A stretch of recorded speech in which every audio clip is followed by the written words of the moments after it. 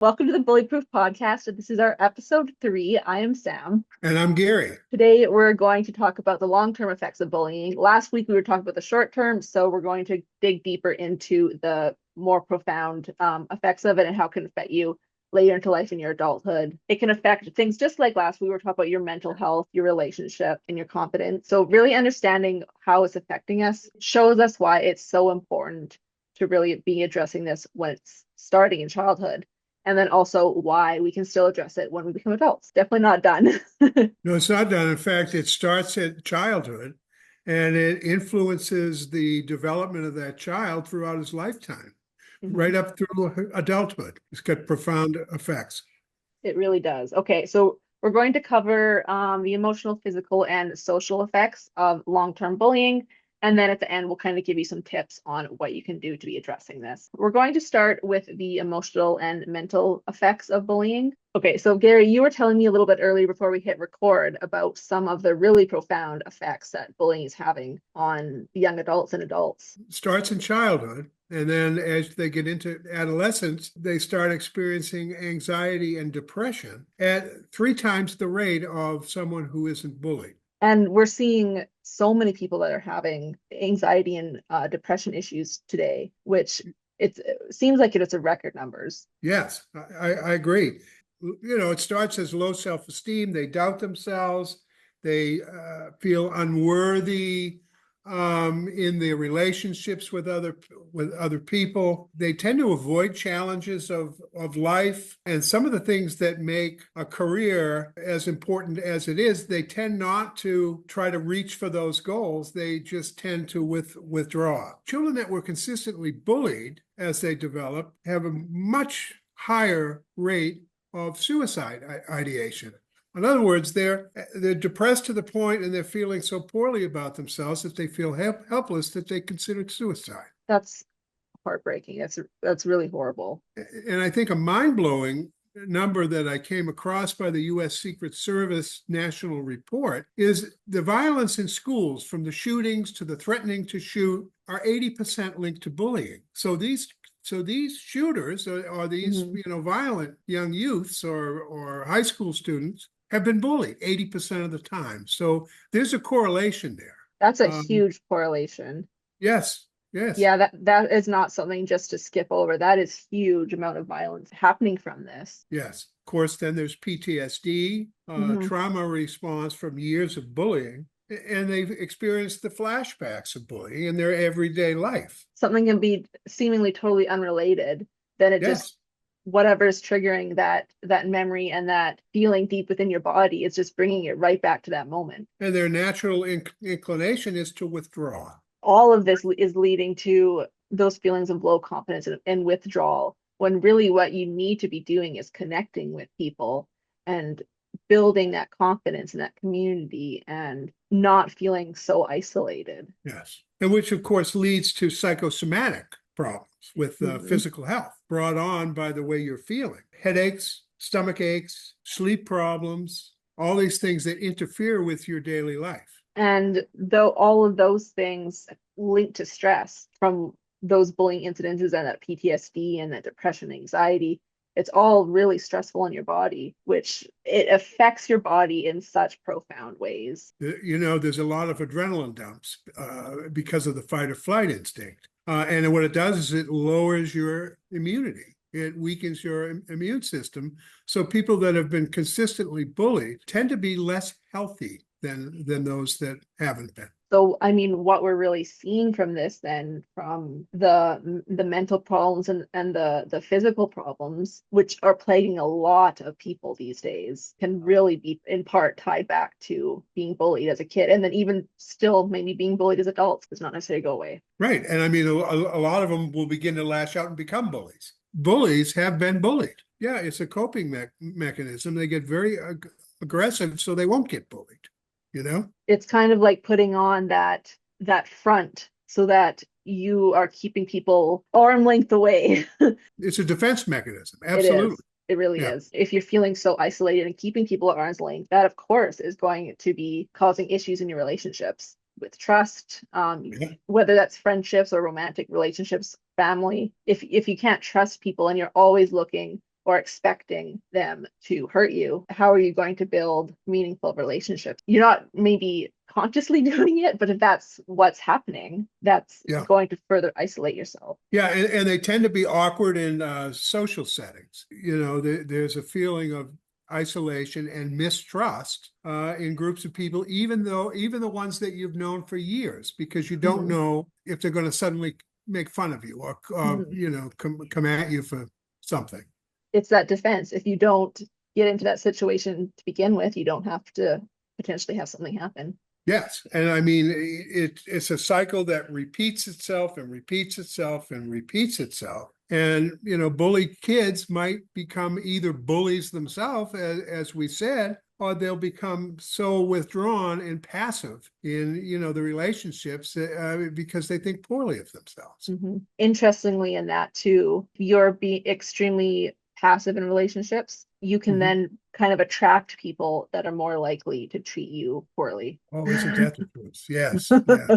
I think we can all see that Yeah. in past relationships or people that we've known. Or I don't want to be blaming the person for having that happen either. No, It's just what the cycle happens and how that kind of all manifests together. I do think it's important if you are finding yourself noticing any of these patterns maybe in your life to not blame yourself. It is definitely not your fault, but there are things that you can do to take a proactive kind of approach to be working on absolutely. these things. Yeah, no, there are tools for this, and that's the whole point. It's not all gloom and doom because No. there are ways to deal with being bullied that are Yeah, very effective. they are. And it's important to be able to recognize that that is what's happening, because once you can recognize and maybe spot some of these things that are happening, then you know, oh, this is what's happening. So I can then take the next step to be addressing this instead of just kind Yes, of wondering right. why.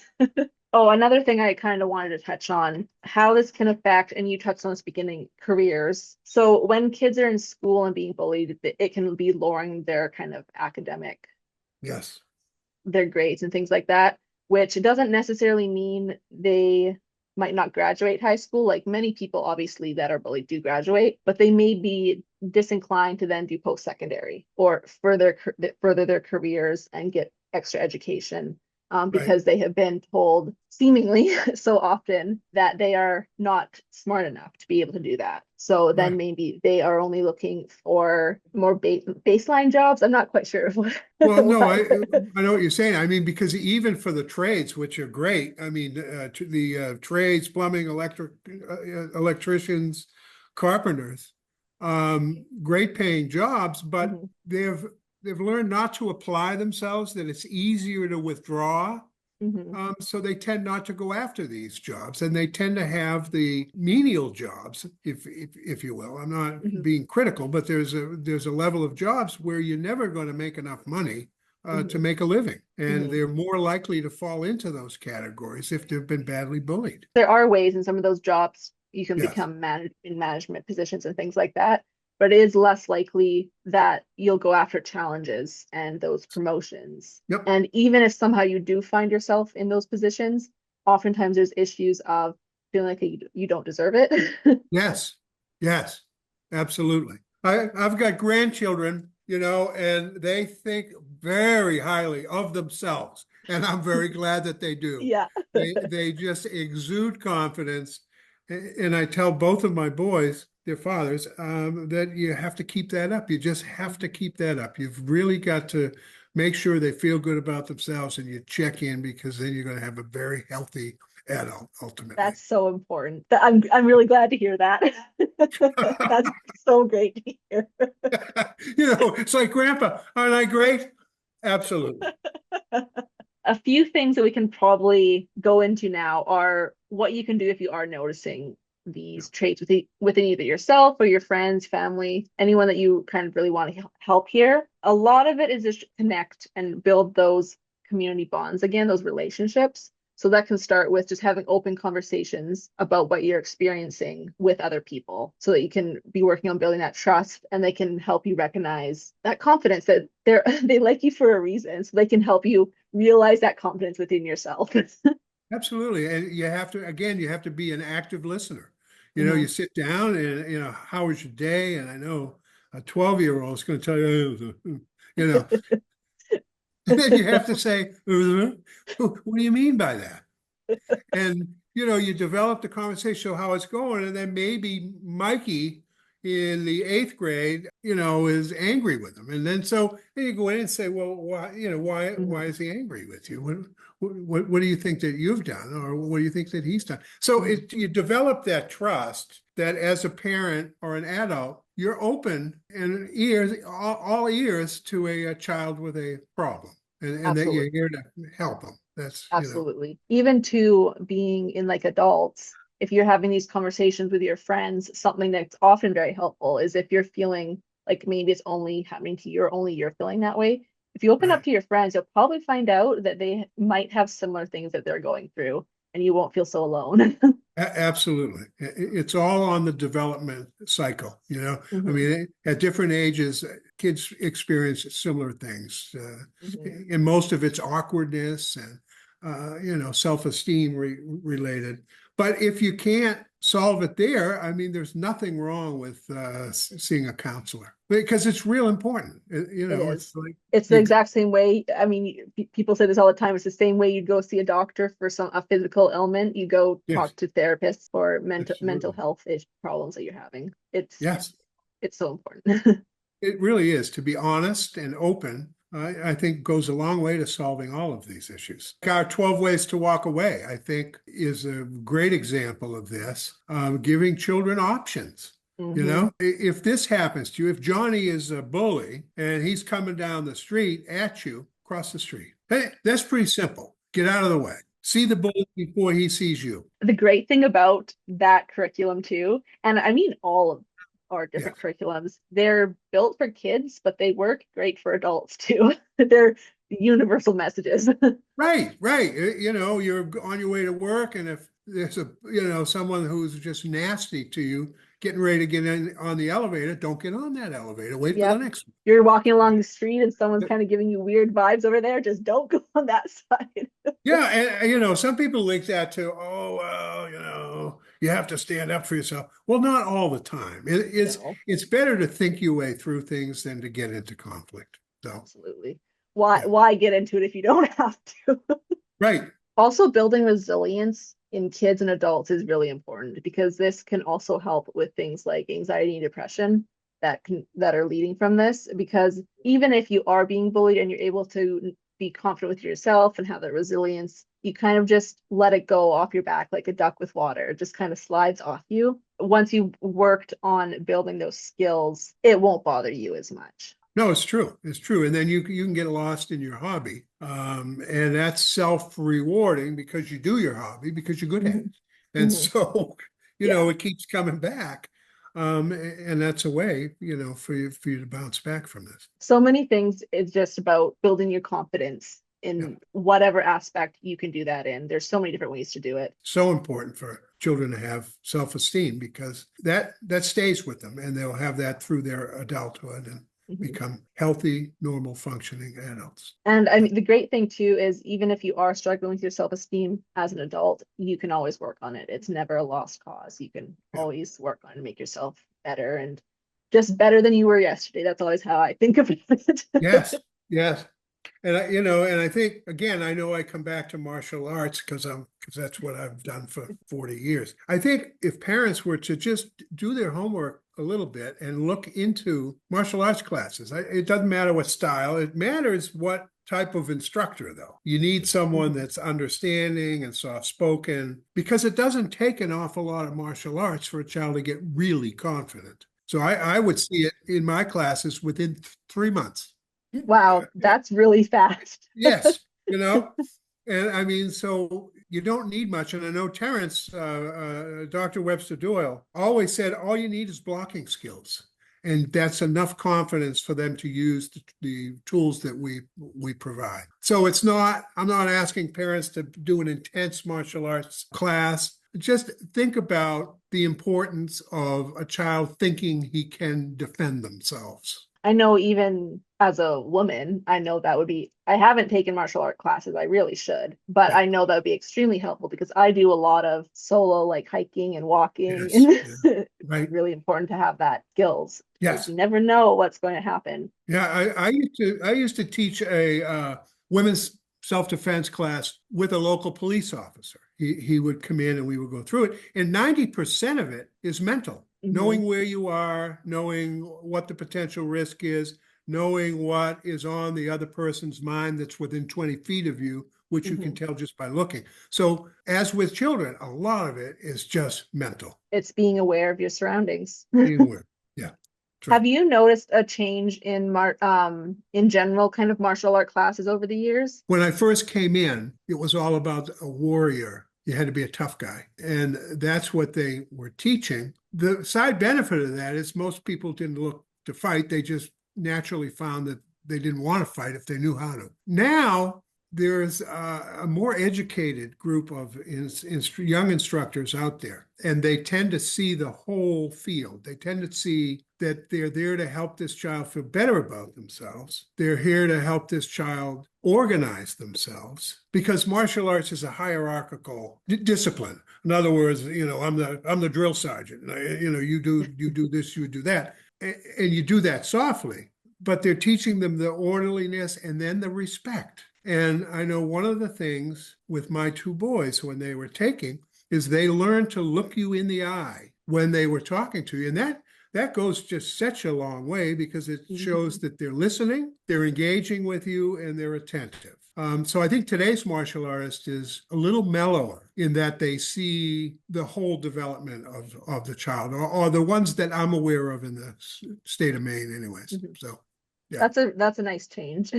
Yes. Much better. That's really great. my instructor, which tells stories, Taekwondo has certain stances that you have to do, and they're very technical with your legs. And so his instructor would hit him with a bamboo stick on his legs if he wasn't right.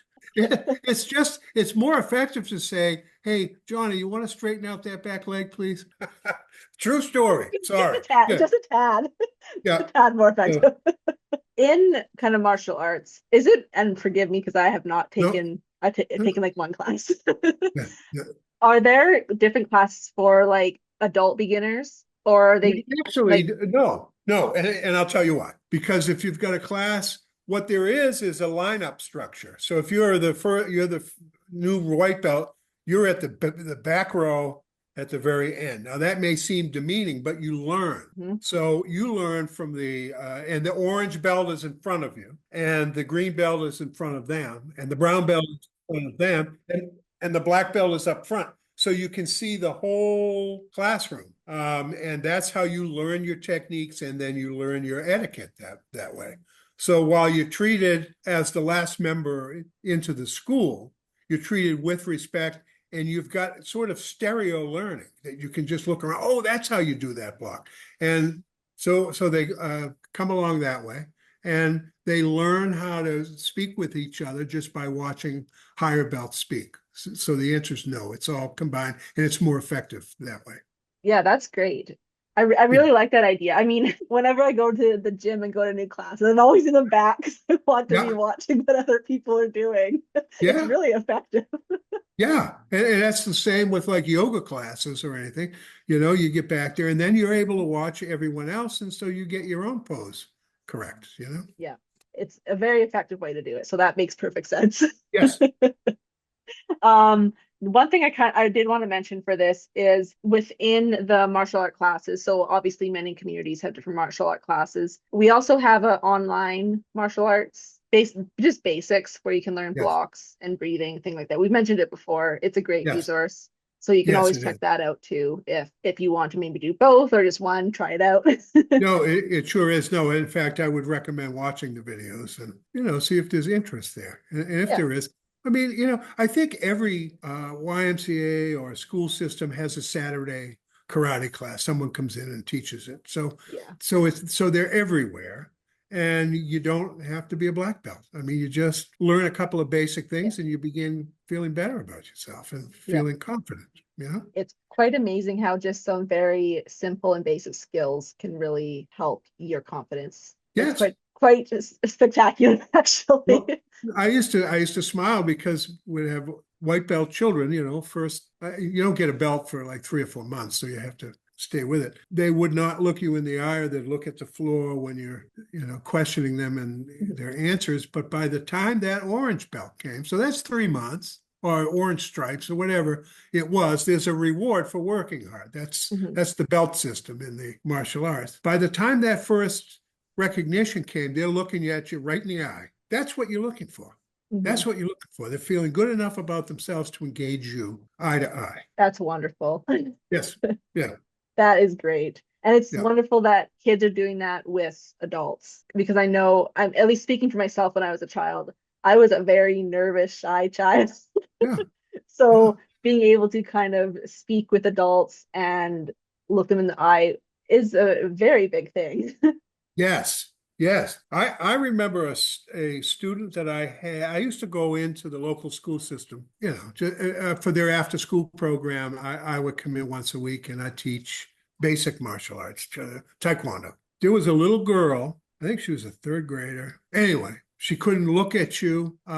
She'd look at the floor. If she thought she wasn't doing it right, she'd cry. 10 years later, she was a second degree black belt. She came to my school. She is now, I think she has her master's degree.